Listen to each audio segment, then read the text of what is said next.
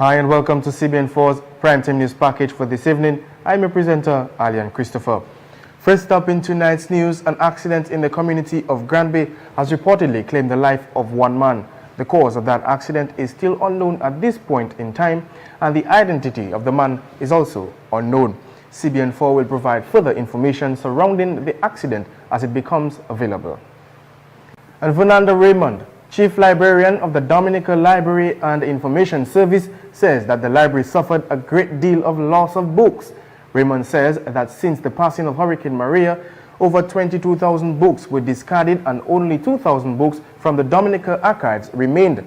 The Chief Librarian emphasized that much of these books contain essential information relevant to Dominica's history. Nevertheless, Raymond indicated that they had begun discussions with international organizations to assist the library with restocking its collection. Well, in terms of our books, one of the things that we did immediately after following Maria, when we could, is that we made contact with our friends and some organizations, international organizations that we're affiliated to overseas. And we have had commitments from organizations to assist. So Book Aid International has committed to replace up to 25,000 volumes of books for the Dominical Library and Information Service. The University of the West Indies Cave Hill contacted us, and they have committed to offer replacement for some of our reserve West Indian material. We also have local effort as well. Dr. Esprit has been working with colleagues in the state looking at restocking our reference material. And we have other organizations, Boston for Dominica Foundation, Germany for Dominica Foundation. So persons are making contact with the Dominical Library and Information Service and making that commitment so that we can restock and rebuild our service, our stock, our collection. Meantime, the Chief Librarian says that Maria has granted the Information Service and the government the opportunity to build better and offer a more spacious facility. Raymond admits that she is unsure as to the length of time that the library will remain at the National Documentation Center, but she is hopeful that the library will return to a much more facilitated building. Of course, we know that the policymakers have spoken about resilience. As a library service, we look forward to having a new library in Roseau, and that all of that will be taken into account when we look at the Roseau Library. In terms of the library service and the vision for Roseau, a new library which creates spaces that better serve our community. Whether we can have a green library, a library that is solar powered, where we can use rainwater. All of that, I think, is where Dominica wants to be and what we would like to see for our Roseau Library. Spaces in terms of the library where persons can now come in, at least at sections of the library, and come in with their bags, sit and have a chat, you know. We have a number of children, a large number of children who normally use that library, whether we have spaces available to them, where they have rooms allocated to them so they can get their homework done, they can get that extra help that they need. And so we're hoping and looking forward to a new library for Roseau. The Chief Librarian says that the library is in Portsmouth and Granby will also affected. Raymond revealed that from the 27th of December, the library would be offering its services to the public through its Portsmouth mobile branch. And also in our headlines, Permanent Secretary in the Ministry of Housing, Lands and Water Resource Management, Lucian Blackmore, has stated that approximately 93% of the entire network within the country was left without potable water after Hurricane Maria. Only a few communities were fortunate, that of Penville, Vickers area, Campbell, and I think to an extent Cochrane. But besides that, every other community, every other water area was left without water came from Hurricane Maria. The Permanent Secretary said that it is a concern for the ministry responsible for water resource management as it relates to getting pipe-borne water back to the various communities who are still left without water. And today marks the reopening of the Roseau Market, less than 3 months after Hurricane Maria devastated Dominica. The market, which was closed to the public due to damages sustained during the storm, meant the vending of agricultural produce was not possible at the Roseau Market, the Roseau Market Authority stated. Authorities had expressed concerns over an escalation of vending of marketable commodities on the streets in the city, which they say is in violation of the Roseau Market Act. Since then, the market authorities and other stakeholders were feverishly working and conducting the cleaning and sanitization of the entire market compound to get the market ready for the return of market vendors and to be back to some sense of normalcy. We had a lot of vending in the streets of the city, and DEXA, in collaboration with a number of stakeholders, I mean the City Council has an interest, the Police Department, Environmental Health. Those stakeholders, we had meetings where we developed a plan of action to deal with the issue of vending of marketable commodities in the city. So the vendors have been relocated today at the Roseau Market. The general manager of Dexia says that there are discussions about implementing new building techniques and styles to ensure that the market is better able to withstand hurricanes and avoid floodings. Thomas explained that although he does not have all the details, he is hopeful that the Roseau Market will witness significant improvements. There were plans even prior to Maria. Okay, we have extensive plans that we have discussed even at the level of the board, and we have proposals where we have started looking at doing things much better at the Roseau Market. And those would include probably, well, most likely, building not only at the lower level, but also building another level, so that we can have more space that we can make available for vending in the city. We have also incorporated even environmental concerns, I mean, and also the whole question of sustainable energy, the whole question of being able to have solar power that we can generate our own energy to run the market operations. So yes, we have plans, we have developed plans, and we have various options where at least one of them is a $3-point-something million that we are looking for. We require that amount of money, and an option that is more elaborate about a $5-point-something million. The general manager of Dexia, Gregory Thomas. And stay tuned for more local news highlights after this break.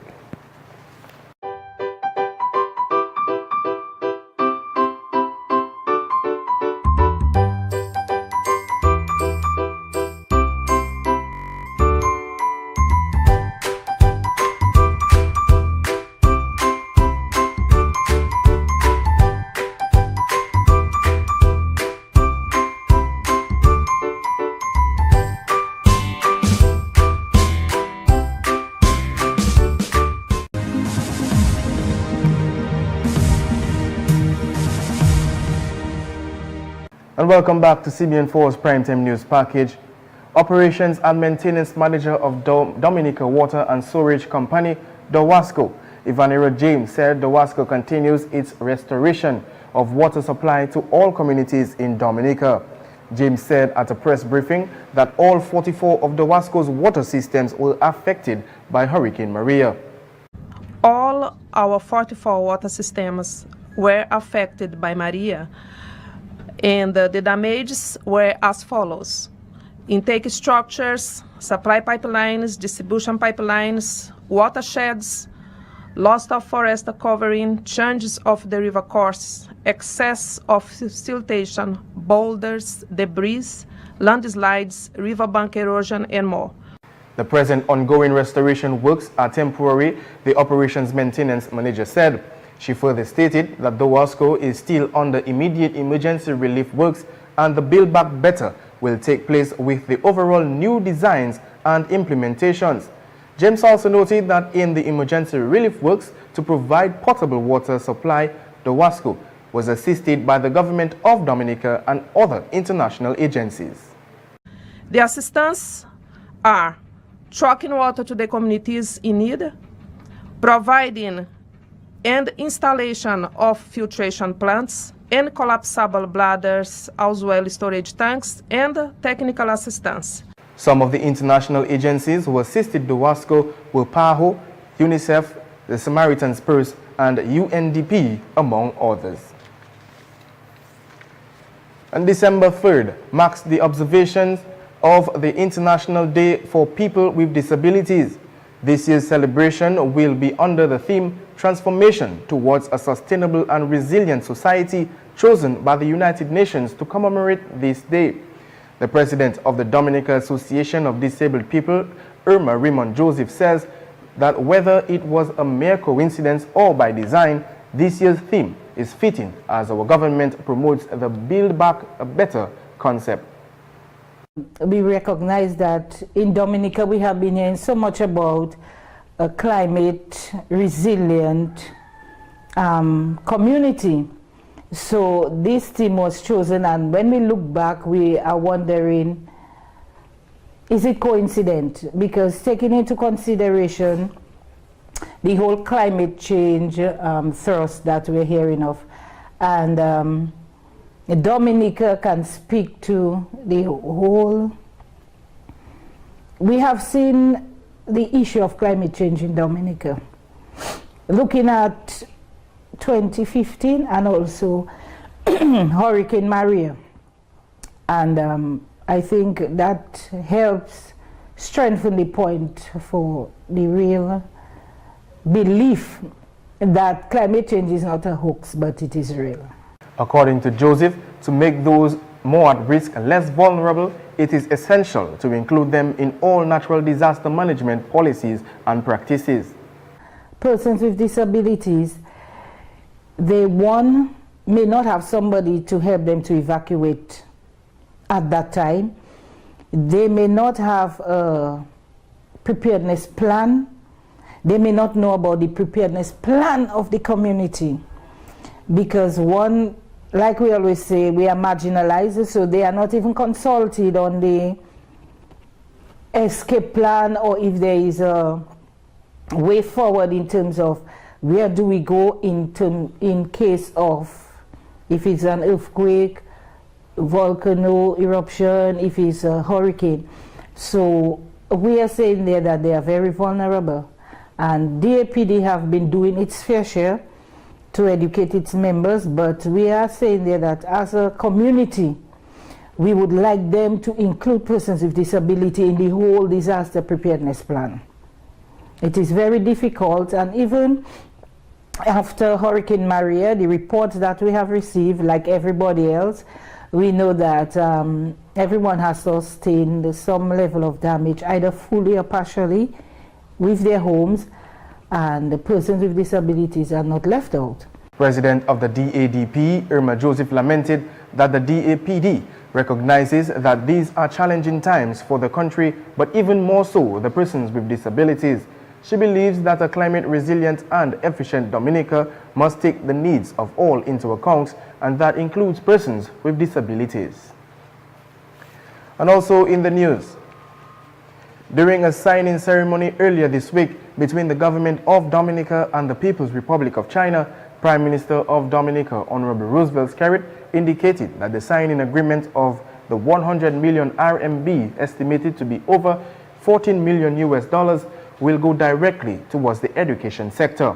The Prime Minister said during the signing ceremony that it is a wise decision on the part of the Dominican government to assign the entire sum to the Ministry of Education. The education of our children should be a major priority, especially in times like this, because we need our children to remain in school, to learn, to do well, to educate themselves, and to rebuild Dominica. Skerrit assured students that the government of Dominica will ensure that their studies are not interrupted, and the government will bridge the gaps where necessary. And this is why in my interactions and my consultations with a wide cross-section of the society and stakeholders, I have taken time off, or I have scheduled rather, meetings with students, especially students studying overseas, to give them the commitment that in these difficult circumstances, the government will not abandon them. As a matter of fact, the government will embrace them even more tighter now to ensure that their education is not interrupted because of the circumstances of the families at this time. The government will bridge the gap where the gaps need to be closed or to be bridged, but we will certainly support our students in meeting their rents, in ensuring that they have resources to buy food, to feed themselves, and ensuring that their tuition fees are paid so that they can remain in school. And that's a firm commitment that we give to our students, our children who are studying all over the world. This is a firm commitment, and also here in Dominica. And in other news, the Dominica Festivals Committee will host the official launch of the Mass Dominica's Carnival 2018 on Tuesday, 5th December. This event will take place at the National Authorizing Office NAO conference room on the 3rd floor of the Financial Center. It is hopeful that the Minister of Tourism and Urban Renewal, Robert Tong, Chairman of the Discover Dominica Authority, Benwa Badwill, the Chairman of the Reunion Committee, Hubert Charles, select sponsors and other carnival stakeholders will be in attendance. It has already been indicated by the Festivals and Events Manager at the Dominica Festival Committee that one of the biggest events during the carnival season, Miss Dominica Pageant, will not be held during this season in 2018. Festival and Events Manager said logistical challenges were the main cause for the expulsion on the Miss Dominica Pageant 2018. And we'll be back with more news after this break.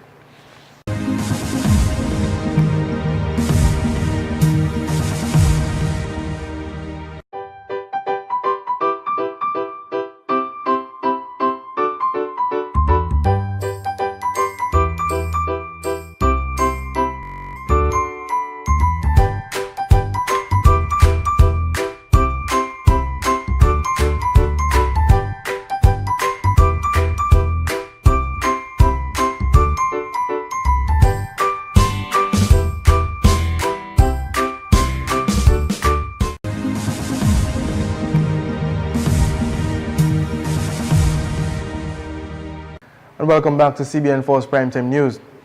In news from around the region, the government of Grenada has outlined steps to tackle child sexual abuse in the country, including a special victims unit and hotline. This follows the recent information of a National Committee for the Prevention of Sexual Abuse, which has a mandate to make recommendations on how to curb the issue. Speaking at the recent budget presentation, Prime Minister Keith Mitchell announced a $300,000 increase for the Ministry of Social Development budget, bringing the allocation of state funds to $39.7 million. Mitchell said citizens and women and children in particular must be protected and that steps have to be undertaken immediately. Among the measures announced is an establishment of a special victims unit which will provide counseling and support to victims and their families. A hotline will also be set up to advise those wishing to report abuse. Funding has also been set aside to create a sex offender registry, a long-standing request from many in Grenada.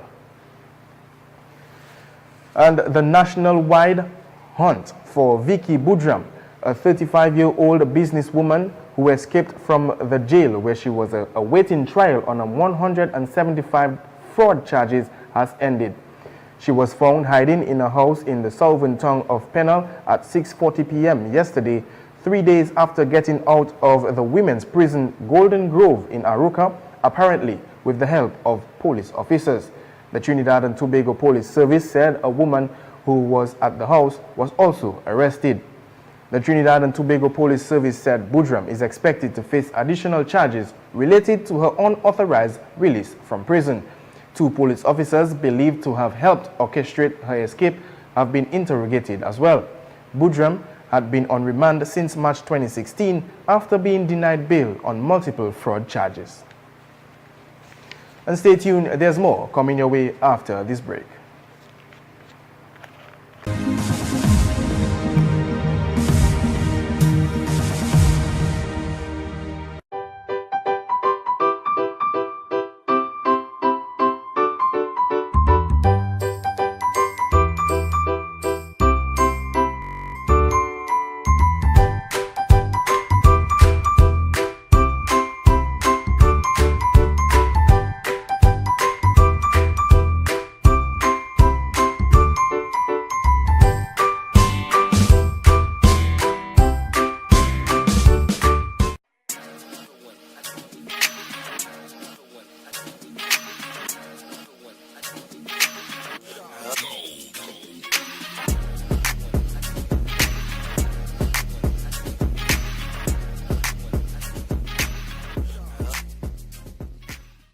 Welcome back, and now with news from around the world. Ex-National Security Advisor Michael Flynn has pleaded guilty to making false statements to the FBI about meetings with Russia's ambassador weeks before Donald Trump became president. The charges were brought by Special Counsel Robert Mueller as part of his inquiry into alleged Russian meddling in the 2016 U.S. election. Flynn is the most senior member of the administration to be indicted. He said he was cooperating with Mueller's inquiry. And the 2010 World Cup winners, Spain, were placed in the same group as Cristiano Ronaldo's European champions, Portugal, in an exciting draw for the 2018 tournament in Russia. Neymar's Brazil, meanwhile, will have to negotiate a group including Switzerland, Costa Rica, and Serbia. Holders Germany will face Mexico, Sweden, and South Korea as they try to retain the title for the first time since Brazil in 1962. Lionel Messi and his Argentina team, which struggled to qualify, will play European debutants Iceland as well as Croatia and Nigeria. England must play Kevin De Bruyne's Belgium, surprise packages Panama and Tunisia after they were drawn together in the ceremony in the Kremlin. Host nation Russia will face Saudi Arabia in the tournament opening match on June 14th in the Luzhniki Stadium in Moscow. Russia's other opponents in Group A are Uruguay, led by Barcelona's Luis Suarez, and Egypt, spearheaded by Liverpool striker Mohamed Salah. France and their potent strike force featuring Antoine Griezmann and teenage sensation Kylian Mbappe will play Australia, Peru, and Denmark in Group C. Spain's other opponents in the tough-looking Group B are Morocco and Iran. And that takes us to the end of the Primetime News package for this evening. My name is Alian Christopher on behalf of the CBN4 team, saying good night and enjoy your weekend.